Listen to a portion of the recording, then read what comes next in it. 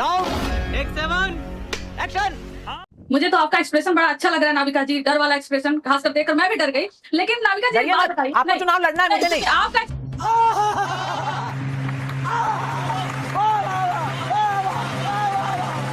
Expression देखकर, एकदम डर वाला एक्सप्रेशन देखकर थोड़ा सा मुझे भी डर लग गया। आपका एक्सप्रेशन देखकर आपने अपने ही शो में शुरुआती दौर में अभी कहा कि रोहिंग्या बांग्लादेशी 4 बार आपने बोला होगा, लेकिन आपने यह अरे बाप रे, ये तो धोती खोल रहा है। मेंशन किया मैडम कि 2011 से जब भारतीय जनता पार्टी की ही सरकार है और बॉर्डर का पूरा काम उन्हीं का है, उन्हीं के हवाले है सेंट्रल गवर्नमेंट के। और आप अगर बिहार गवर्नमेंट में भी कहती हैं तो 2005 से तो इन्हीं की सरकार है, फिर कैसे बांग्लादेशी और रोहिंग्या आ गए? आप किसको चेक करना चाहते हो? इसे यह भी पूछिए, अगर घर घर जाकर आप वोटर रोल चेक करेंगे, लोगों का नाम चेक करेंगे, लोगों का नाम। जनता को आप मूर्ख समझना बंद कर दीजिए।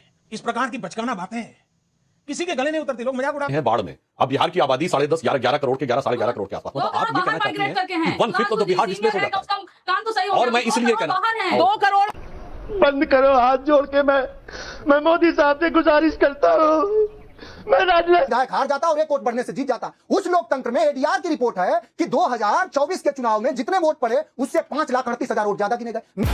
भाजपा के तेज तरार प्रवक्ता सुधांशु त्रिवेदी बिहार के घुसपैठिया बांग्लादेश और रोहिंग्या पर भारी भरकम ज्ञान फैल रहे थे, लेकिन जनाब को यह भनक नहीं थी कि आज के डिबेट में आरजेडी के 2 धुरंधर बैठे हुए हैं, कंचना यादव और मनोज काका। बस फिर क्या था, त्रिवेदी जी का ज्ञान फुस निकला। आरजेडी प्रवक्ताओं ने तर्क और तथ्य के हथियार से ऐसा रगड़ा कि देखते रह गए। त्रिवेदी जी का चारों खाने चित हो गए।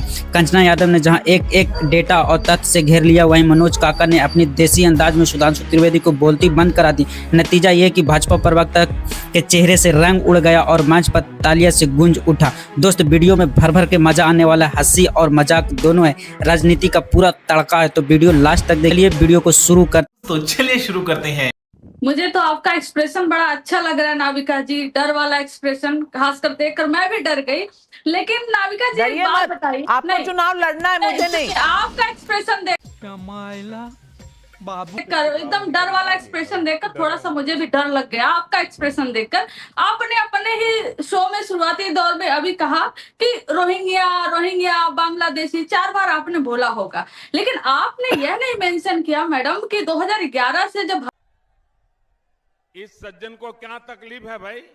भारतीय जनता पार्टी की ही सरकार है और बॉर्डर का पूरा काम उन्हीं का है, उन्हीं के हवाले है सेंट्रल गवर्नमेंट के। और आप अगर बिहार गवर्नमेंट में भी कहती हैं तो 2005 से तो इन्हीं के सरकार है, फिर कैसे बांग्लादेशी और रोहिंग्या आ गए? आप किसको चेक करना चाहते हो? इनसे यह भी पूछिए, अगर घर घर जाकर आप वोटर रोल चेक करेंगे, लोगों का नाम चेक करेंगे, लोगों का नाम ऐड करेंगे, जो जिनकी डेथ हो चुकी उनका नाम रिमूव करेंगे, तो 2 करोड़ बिहार वासी आज बिहार छोड़कर बाहर हैं। उन पूरे परिवार सहित बाहर रहते हैं वो। आप उनको कैसे ऐड करेंगे? आप क्या उनको निकालना चाह रहे हैं? और जो हर साल बाढ़ आता है, बात तो सही है दौड़ना तो पड़ता है। अरे ये ऐसे करके आप मेरे सवाल को नल एंड वॉइड नहीं कर सकती हैं। ऑडियंस समझ रहा है, ऑडियंस मुझे भी सुन रहा है और आपका एक्सप्रेशन भी देख रहा है।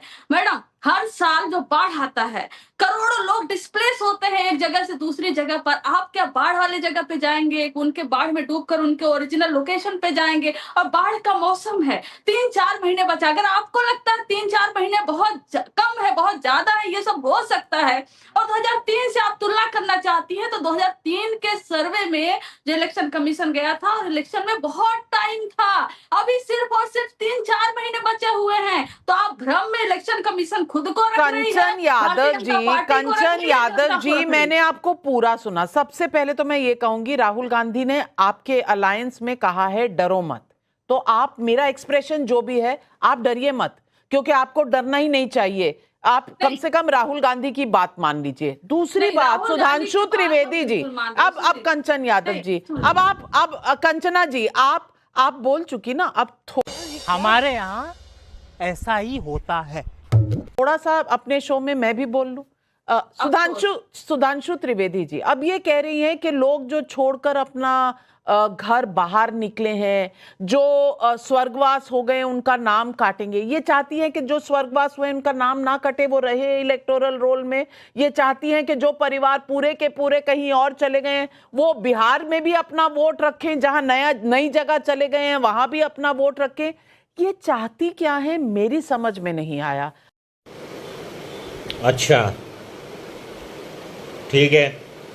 अगर हमसे आपकी पूछ समझ लीजिए में आया हम है क्या तो इनके चाहते हैं। सवालों के जवाब आप जरूर हमसे- दे हम दीजिए। क्या चाहते हैं वो क्या जवाब देंगे आप? हम क्या चाहते हैं आप हमसे पूछिए। नहीं देखिए, मैं नहीं आप तो दोनों कह बातें- चुकी, हम क्या आपने तो चाहते हैं? लंबा लेक्चर दिया, नहीं, मैं आपने technical- लंबा लेक्चर दिया और मेरे साथ जितने हम क्या दर्शक चाहते देख हैं? रहे हैं, मुझे अगर समझ नहीं आया तो मैं उनकी तरफ से पब्लिक के सवाल उठा रही हूं। अब आप इत्मीनान से बैठिए और जवाब सुनिए।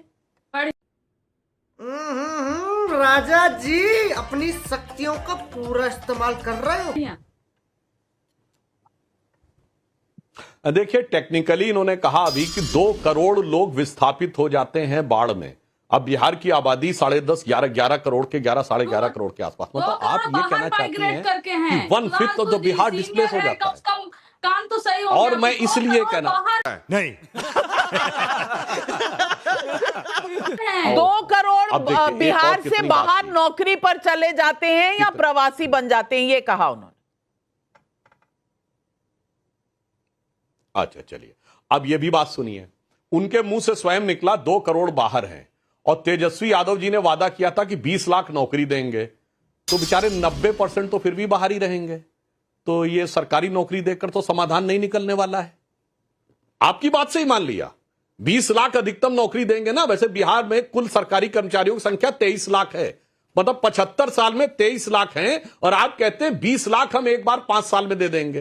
पहले तो यही बात हास्यास्पद लगती है। फिर अगर 20 लाख दे देंगे तो 2 करोड़ में 20 लाख घटाइए, कितना हुआ? 1 करोड़ 80 लाख बेचारे तब भी बाहर रहेंगे। खैर, अब मैं सिर्फ सिंपल सी एक बात कहता हूं, इतना बता दे हमारे सारे विपक्षी, क्यों नहीं वो इस बात के लिए तैयार हैं कि आधार से लिंक कर दिया जाए वोटर आईडी कार्ड को पूरे भारत में, और एक बार पूरी तरीके से पहचान हो जाए कि कोई व्यक्ति तू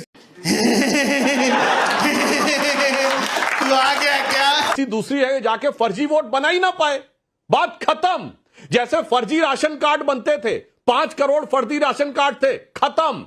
जैसे प्रधानमंत्री जी ने डायरेक्ट बेनिफिट ट्रांसफर किया, तो जो लोग फर्जी आइडेंटिटी कार्ड बना के तकरीबन 1 लाख करोड़ रुपए से अधिक खा जाते थे बीच में, जो राजीव गांधी जी ने कहा था कि 100 पैसे में 15 पैसे क्या बोला तूने?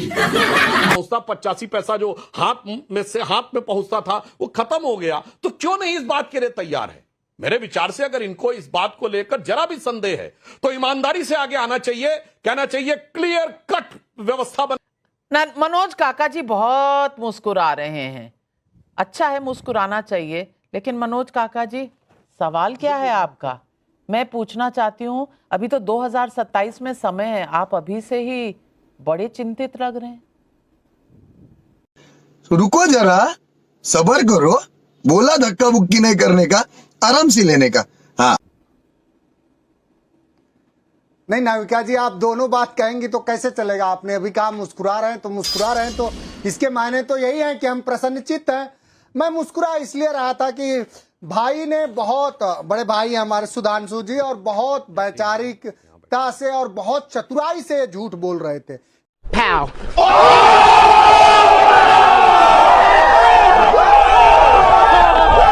इन्होंने एक आध शेर शायरी का, एक शायरी और है कि झूठों ने झूठों से कहा है सच बोलो, और घर के अंदर झूठों की एक मंडी है, दरवाजे पे लिखा हुआ है सच बोलो। इन्होंने कुछ बात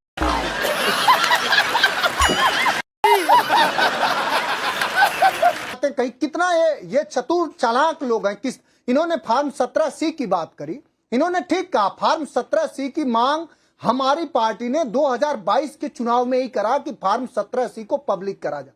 लेकिन साहब, फार्म 17C को इलेक्शन कमीशन ने, जिसका आप बचाव कर रहे हैं, आप हैं तो भारतीय जनता पार्टी के, अगर जब इलेक्शन कमीशन से सवाल हुआ तो उसका कोई अधिकृत व्यक्ति आना चाहिए।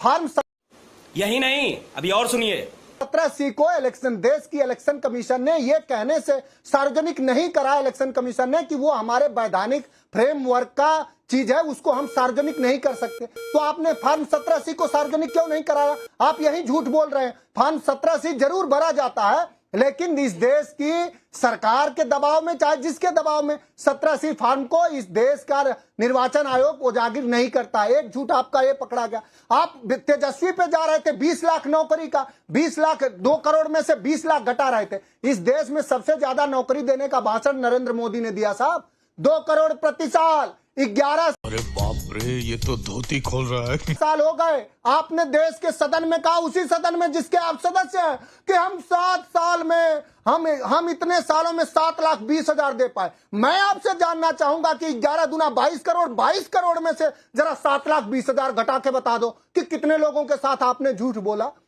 जो सवाल यह है कि ये लोकतंत्र जो लोगों का तंत्र है, हमारी जमहूरियत में, लोकशाही में हमारी सबकी ये जिम्मेदारी है कि जहां एक वोट के घटने से कोई सांसद हार जाता है, कोई विधायक हार जाता है और एक वोट बढ़ने से जीत जाता है, उस लोकतंत्र में एडीआर की रिपोर्ट है कि 2024 के चुनाव में जितने वोट पड़े उससे 5,38,000 वोट ज्यादा गिने गए। मेरा तो आप पर आरोप है कि आप हमारा फर्रुखाबाद हरा दिए, हम लोगों को बांसगांव हरा दिए। सबसे ज्यादा अगर आपने धांधली उत्तर प्रदेश में नहीं किया होता तो समाजवादी पार्टी कम से कम उत्तर प्रदेश में ही 50 सीट पर होती। मेरा तो आप ये बड़ी अच्छी बात कही आप।